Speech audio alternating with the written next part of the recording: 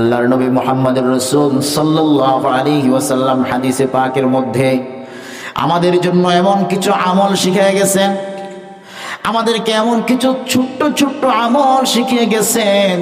নবীজি বলেন, আমার কোন উম্মত যদি এই আমলগুলো করে, নিশ্চিত ওই ব্যক্তি আল্লাহর তৈরি জান্নাতের মেহমান হয়ে যাবে। আমার কোন উম্মত যদি ওই আমলগুলো করে, অবশ্যই অবশ্যই সে কোথায় যাবে? জান্নাতে যাবে। এরকম জান্নাতে যাওয়ার আমলগুলোর কথা শুনতে চান কি চান না? তাহলে একটু আগায় আসেন, ফাঁকা জায়গা পূরণ করেন। একটু আগায় আসেন, ফাঁকা জায়গা পূরণ করেন। মুহতারাম হাজিরিন, রাত অনেক গভীর হয়েছে। আমি এমন কয়েকটি আমলের কথা বলবো, আমার পর্দার অন্তরালের মা বোনেরা যারা আছেন একটু মনোযোগ সহকারে শুনবেন। ছোট্ট কয়েকটি আমলের কথা বলবো, যেই আমলগুলোর সাথে, প্রত্যেকটা আমলের সাথে জান্নাতের ওয়াদা আছে। কিসের ওয়াদা আছে? চিৎকার দেয়া কর। জান্নাতের ওয়াদা আছে। এই আমল করলে জান্নাতি, এই আমল করলে জান্নাতের মেহমান, এই আমল করলে আল্লাহ রাব্বুল আলামিন তাকে নিজ দায়িত্বে জান্নাতে পৌঁছায় দিবেন। মুসলমান ভাইরা আমার, আল্লাহর নবী মুহাম্মদুর রাসূল সাল্লাল্লাহু আলাইহি ওয়াসাল্লাম হাদিসে পাকের মধ্যে ইরশাদ ফরমান, আমার কোন উম্মত যদি সুন্দর করে ওযু করে, ওযু করার পরে কালিমায়ে শাহাদাতটা পড়ে। কালিমায়ে শাহাদাতটা আপনারা পারেননি? অবশ্যই পারেন। আশহাদু আল্লা ইলাহা ইল্লাল্লাহু ওয়া আশহাদু আন্না মুহাম্মাদান আবদুহু ওয়া রাসূলুহু। আল্লাহর নবী মুহাম্মদুর রাসূল সাল্লাল্লাহু আলাইহি ওয়াসাল্লাম ইরশাদ ফরমান, আমার কোন উম্মত যদি ওযু করার পরে সুন্দর করে ওযু করবে, তারপরে কালিমায়ে শাহাদাতটা পাঠ করবে, এরপরে ছোট্ট একটা দোয়া, আল্লাহুম্মা জাআলনি মিনাত তাওয়াবিনা ওয়া জাআলনি মিনাল মুতাতাহহিরিন, এই ছোট্ট আয়াত যদি পাঠ করতে পারে, আল্লাহ রাব্বুল আলামিনের তৈরি জান্নাতের 8টি দরজা তার জন্য করে যায়। যেই দরজা দিয়ে ইচ্ছা সেই জান্নাতে প্রবেশ করতে পারবে। अमल से जिंदगी बनती है, जन्नत भी जहन्नम भी, ये खाकी अपनी फितरत से न नूरी है न नारी, ये खाकी अपनी फितरत से न नूरी है न नारी। बहरामा আমাদের এই 3.5 বডির সর্বশেষ চূড়ান্ত সিদ্ধান্ত আমলের মাধ্যমে নির্ধারিত হবে। কিসের মাধ্যমে? আমলের মাধ্যমে নির্ধারিত হবে। আপনি আব্দুল্লাহ মুসলমানের ঘরে জন্মগ্রহণ করেছেন, এই জন্য আপনি জান্নাতি হয়ে যাবেন না। আপনি ওই হরিলাল বট্টাসের ঘরে কেউ জন্মগ্রহণ করেছে, হিন্দুর ঘরে জন্মগ্রহণ করার কারণে সে জাহান্নামী হয়ে যাবে না।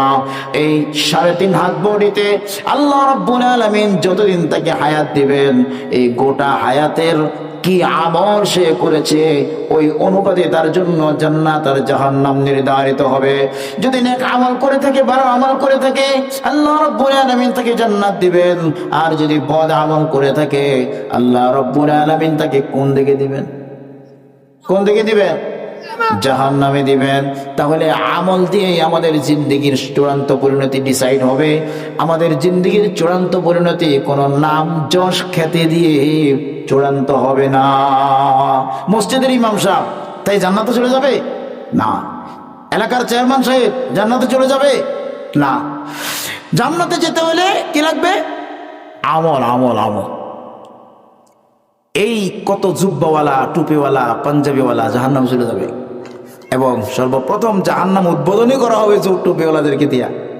যারা ওলামা ইকরামকে পছন্দ করে না তারা এখন খুব খুশি। হ্যাঁ ঠিক আছে, টুপিওয়ালা করে দিয়ে কি করবো? জাহান্নাম উদ্বোধন করবো। এই টুপিওয়ালা করে দিয়ে আবার জান্নাত উদ্বোধন করবো। চিৎকার দিয়ে কর না সুবহানাল্লাহ। মুসলমান ভাইরা আমার, বোঝাতে যাচ্ছি জান্নাতে যাওয়ার জন্য অন্য কোনো কোয়ালিফিকেশনের দরকার নাই, অন্য কোনো যোগ্যতার দরকার নাই। দুনিয়ার মধ্যে আপনাকে কেউ চিনে নাই, কেউ জানে নাই।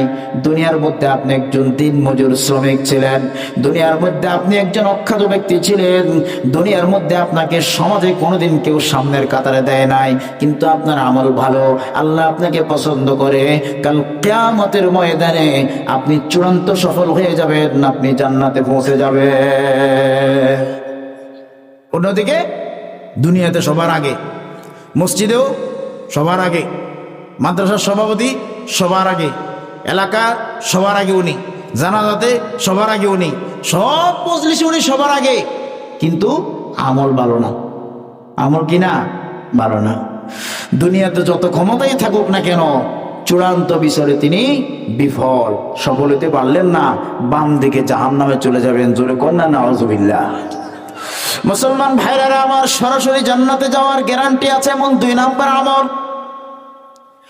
قال رسول الله صلى الله عليه وسلم ما من أحد يتوضأ فيحسن الوضوء ثم يصلي ركعتين يقبل بقلبه ووجهه عليهما إلا وجبت له الجنة। আল্লাহর নবী মুহাম্মদুর রাসূল সাল্লাল্লাহু আলাইহি ওয়াসাল্লাম হাদিসে পাকের মধ্যে ইরশাদ ফরমান, আমার কোন উম্মত যদি সুন্দর করে ওযু করে, একেবারে হক আদায় করে ওযু করে, শীতকাল এসেছে এখন অনেকে সুন্দর করে ওযু করবে না, কিলনি কোণের মধ্যে শুকনা থেকে যাবে, পায়ের টাকনুর মধ্যে শুকনা থেকে যাবে, আছে না নাই? আপনাকে এলাকে মনে হয় নাই? বিভিন্ন দিকে দেখা যায় তাড়াহুড়া করে উজু করে চলে যেতেছে, কিন্তু পায়ের গোড়ালি শুকনা। তাড়াহুড়া করে উজু করে চলে যেতেছে, কোন এখানে শুকনা, আছে না নাই? আল্লাহ নবী বলছেন সুন্দর করে উজু করবে, কোনটা সহ ভিজাবে, পায়ের গোড়ালিটা সুন্দর করে ডলে ডলে ধুইবে, পরিষ্কার করবে এবং পানে পৌঁছাবে। এরপরে যদি 2 রাকাত নামাজ আদায় করতে পারে, যেই 2 রাকাত নামাজকে আমরা তাহিয়াতুল ওযু বলি, কি বলি? তাহিয়াতুল ওযু। আল্লাহর নবী বলেন ওয়াজাবাত লাহুল জান্নাহ। ওযু করার পরে 2 রাকাত নামাজ যদি আল্লাহর সন্তুষ্টির জন্য পড়তে পারে, আল্লাহ রাব্বুল আলামিন তার জন্য জান্নাতকে ওয়াজিব করে দিবেন। जन्नत आजा के आजारी नबाशाद कसे राबा कसे कारी नबाशाद कसे राबा कसे कारी नबाशाद। আমলটা কঠিন না সহজ? সুন্দর করে ওযু করলাম আর 2 রাকাত কি করলাম? নামাজ পড়লাম। তাহলে এটা যদি কন্টিনিউ করা যায়, আল্লাহ রাব্বুল আলামিন কি করবেন? জান্নাত ওয়াজিব করে দিবেন। কত সহজ আমল, কিন্তু কত বড় বেশি কি ফজিলত। মুসলমান ভাইরা আমার, সরাসরি জান্নাতে যাওয়ার ওয়াদা আছে এমন 3 নাম্বার আমল। قال رسول الله صلى الله عليه وسلم من صلى البردين دخل الجنة। আল্লাহর নবী মুহাম্মদুর রাসূল সাল্লাল্লাহু আলাইহি ওয়াসাল্লাম হাদিসে পাকের মধ্যে ইরশাদ ফরমান, আমার যে উম্মত 2 ঠান্ডার নামাজটাকে ইহতিমামের সাথে আদায় করবে, 2 ঠান্ডার নামাজকে ইহতিমামের সাথে আদায় করবে, আল্লাহ রাব্বুল আলামিন কাল কিয়ামতের ময়দানে তাকে নিজ দায়িত্বে জান্নাতে পৌঁছায়া দিবে। 2 ঠান্ডার নামাজ কি? মুহাদ্দিসিন ইকরাম বলেন, এক ঠান্ডার নামাজ হলো ইশার নামাজ, আর এক ঠান্ডার নামাজ হলো ফজরের নামাজ। বলেন তো, সারাদিন যতই গরম থাকুক না কেন, ইশারের সময় পরিবেশটা একটু ঠান্ডা হয় কি হয় না? আর ফজরের সময় তাও পরিবেশটা কি থাকে? ঠান্ডা থাকে।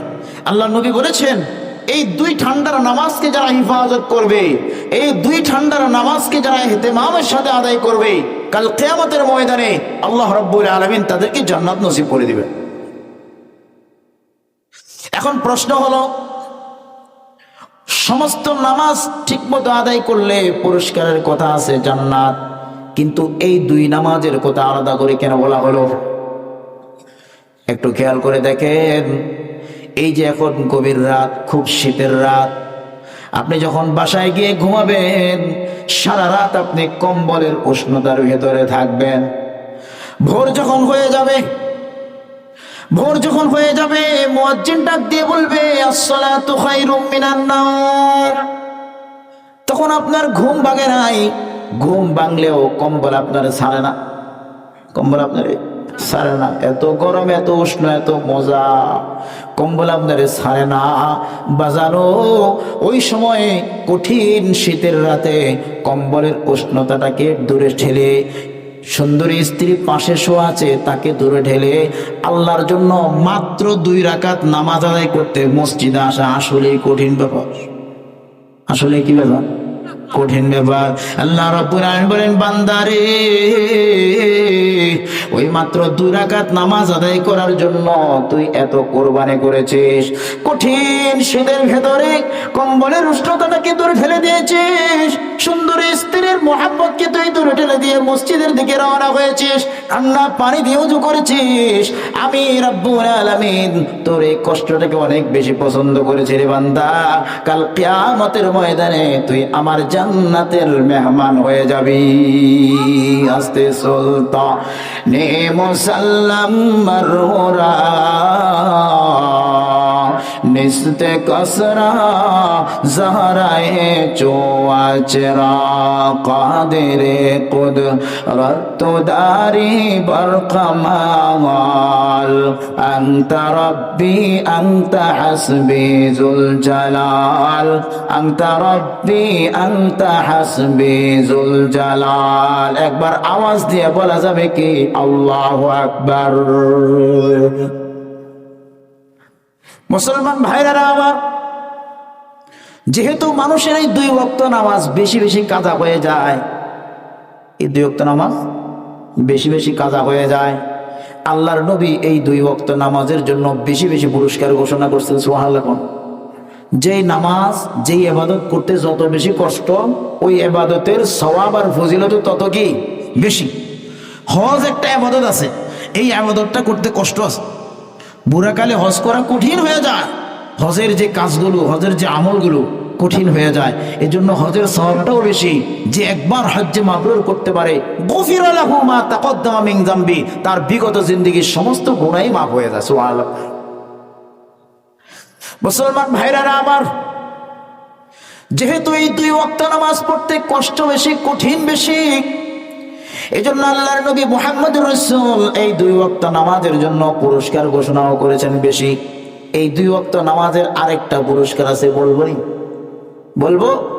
ক্বালা রাসূলুল্লাহ সাল্লাল্লাহু আলাইহি ওয়াসাল্লাম, মান সাল্লাল ইশা ফি জামাআতিন ফাকান্নামা قام نصف الليل ومن صلى الصبح في جماعة فكأنما قام الليل كله। আল্লাহর নবী মুহাম্মদুর রাসূল সাল্লাল্লাহু আলাইহি ওয়াসাল্লাম হাদিসে পাকের মধ্যে ইরশাদ ফরমান, আমার যে উম্মত ইশারের নামাজটাকে জামাতের সাথে আদায় করবে, আমার যে উম্মত ইশারের নামাজটাকে জামাতের সাথে আদায় করবে, কেমন যেন আমার ওই উম্মত অর্ধরাত পর্যন্ত দাঁড়ায়া দাঁড়ায়া নফল নামাজ পড়লো। অর্থাৎ অর্ধরাত পর্যন্ত দাঁড়িয়ে দাঁড়িয়ে নফল নামাজ পড়লে যে পরিমাণ সওয়াব হবে, শুধু ইশারের নামাজটাকে জামাতের সাথে আদায় করার কারণে আল্লাহ রাব্বুল আলামিন তার আমল নামায় সেই পরিমাণ সওয়াব দান করবেন। হাদিসের পরের অংশে নবীজি বলেন, আমার যে উম্মত ফজরের নামাজটাকেও জামাতের সাথে আদায় করলো, আল্লাহ রাব্বুল আলামিন ইশা এবং ফজর 2 ওয়াক্ত নামাজ জামাতের সাথে আদায় করার কারণে ফাকান্নামা ক্বামাল লাইলা কুল্লাহু, তামাম রাত্রি ওই ব্যক্তি যদি দাঁড়িয়ে দাঁড়িয়ে নফল নামাজ আদায় করত, যত সওয়াব হতো আল্লাহ রাব্বুল আলামিন তার আমল নামায় তত সওয়াব দান করে দেন। একবার জোরে বলা যাবে কি সুবহানাল্লাহ। আমলটা কি সহজ না কঠিন?